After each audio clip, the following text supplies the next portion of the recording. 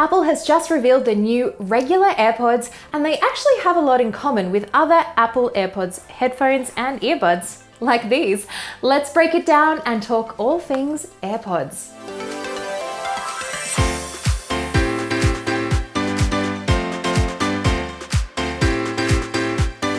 For $179 the regular AirPods actually look pretty much exactly like you would expect a hybrid of the original AirPods design and the AirPods Pro to look like. So rather than having long stems that come down from your ear, the stems are a little bit shorter, just like the AirPods Pro. But unlike the higher end earbuds that cost $250, the new AirPods don't have interchangeable tips. That means, like the original AirPods, they simply rest in your ear canal.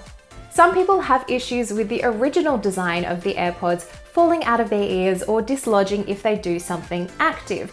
Apple has tried to get around this by redesigning the AirPods to have more of a contoured finish, although it's really hard to know whether or not these are going to sit perfectly in your ears until we can actually get hands-on with them. Obviously, if you wanted something like interchangeable tips like the AirPods Pro, you're going to have to go that route and spend a little bit more money because these AirPods do not have tips attached to them. Now, the controls on the new AirPods are very similar to what we've seen on the AirPods Pro. There are essentially clickable stems, and you can do things like fast forward between tracks, answer calls and reject calls, of course, and activate your voice assistant. And of course, with your voice assistant, I am not going to say the name of Apple's assistant because you know what I mean. And also, I don't want to accidentally invoke yours. You'll be able to use your voice to call on the assistant to do all of your regular tasks, like play music and make calls. Of course, the important thing is how these are actually going to sound. And I would expect that they're going to sound hopefully a lot better than the original AirPods. Maybe not to the same level as something like the AirPods Pro or even the AirPods Max, obviously not. Let's not get crazy now. But Apple has said that there are new custom dynamic drivers and amplifier on board, so hopefully the bass response is going to be stronger than the original AirPods. Fingers crossed anyway. Now, the other element that really goes hand in hand with the sound quality is how they fit in your ears. So obviously, to get the best sound quality out of these, as well as the best bass response, you are going to want to have these earbuds really sit snugly in your ear canal. And again, your mileage will vary depending on the shape of your ear, and we just don't know yet how universal that's going to be. So stay tuned for that. Now, these also borrow the same adaptive equalizer functionality that we've seen on the AirPods Pro and Max, and that's essentially tuning the sound profile to your custom ear shape and the sounds you're listening to for supposedly the most accurate audio fidelity and reproduction of the music that you're listening to. So it's nice to see that trickle-down feature appear on the new AirPods. The other trickle-down feature that we're getting is, of course, spatial audio from the more expensive AirPods Pro and AirPods Max. Now, this feature was originally introduced on the AirPods Pro back in 2020, around this time last year with the introduction of iOS 14. Now, this gives you a virtual surround sound experience, and it basically makes it feel like sounds are coming from more around you rather than just in front of you using dynamic head tracking. So if you turn your head, you're going to be able to hear different elements of sound following you. And it really does have an immersive feel, especially when you're listening to supported tracks on, say, Apple Music, mastered in Dolby Atmos, for example, or 5.1 and 7.1 mastered surround sound in, say, certain supported apps like Apple TV Plus, of course. And there are other apps too that support the spatial audio function, such as HBO Max. So you're getting it across music, TV shows, and movies. For video and phone calls, the new AirPods are actually getting HD FaceTime calling quality through a new AAC ELD codec for speech. A lot of acronyms going on there, but hopefully that's going to improve the sound quality of your FaceTime calls. And of course, for your regular phone calls, there hopefully should be some benefits as well. Now, there is going to be a new mesh and that's covering the microphone that's hopefully going to help reduce some wind noise if you are taking phone calls outside. Among the other laundry list of features on board the AirPods include things like IPX4 water resistance. This means that they are splash resistant, and of course you can spray water on them, get them sweaty in the gym. I don't know what you do with your earbuds, but you know, they should be fine if you just get a little bit of moisture on them. That being said, the original AirPods, the first and second generation, actually had no water resistance rating. We did our own water tests on these, threw them in the washing machine. They actually survived and were still usable. They didn't sound as good, but you know, they were a little bit more water resistant than Apple gave them credit for. But it is nice to see that now the actual AirPods are going to be the same caliber of water resistance as the AirPods Pro, as IPX4.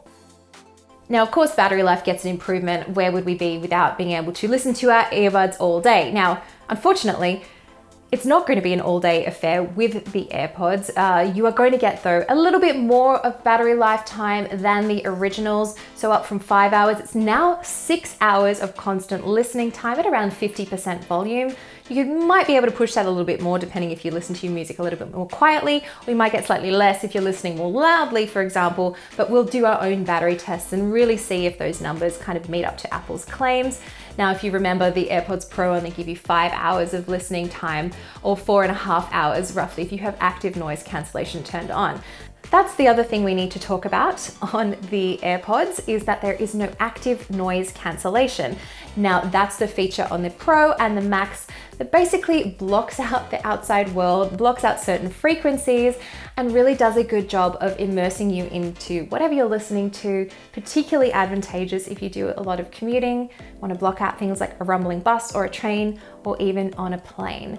Now, because of the price, the AirPods do not have this feature. If you do want active noise cancellation, you're going to have to look at the AirPods Pro or even the Max, but you know, $550. Even with price reductions lately, it's still expensive, not gonna lie.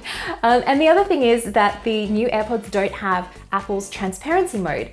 The AirPods definitely don't need transparency mode because they kind of have it naturally built in if you think about it. There is no real tight seal that's doing passive noise cancellation.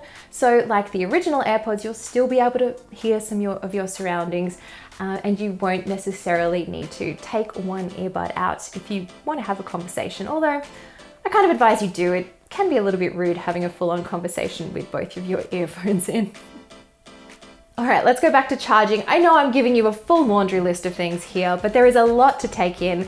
The case itself is going to charge wirelessly, and in a surprising move, it is going to support MagSafe charging, regular Qi wireless charging, and of course, regular lightning cable charging as well. And all up, the case will give you about 30 hours of listening time. So for $179, there's actually a lot of competition at this particular price point. I'm really interested to see how these are actually going to stack up against a lot of the other wireless Bluetooth earbuds at this particular price range. If there's anything you'd like me to compare them to, you can drop me a comment down below and I will see what I can do for you, because I love comparing things. It's kind of fun. The other thing is, if you are looking for a set of AirPods, the other features to be aware of if you are an iOS user, which I'm assuming you probably are if you're looking at AirPods, are things like quick switching functionality. So that's the feature if you're signed into the same Apple ID, you'll be able to move between devices fairly seamlessly, even though for me, I'd say it doesn't work 100% of the time. There's also those quick connectivity features. When you say open the case, you'll immediately see that pop up on your selected device, and they should pair automatically.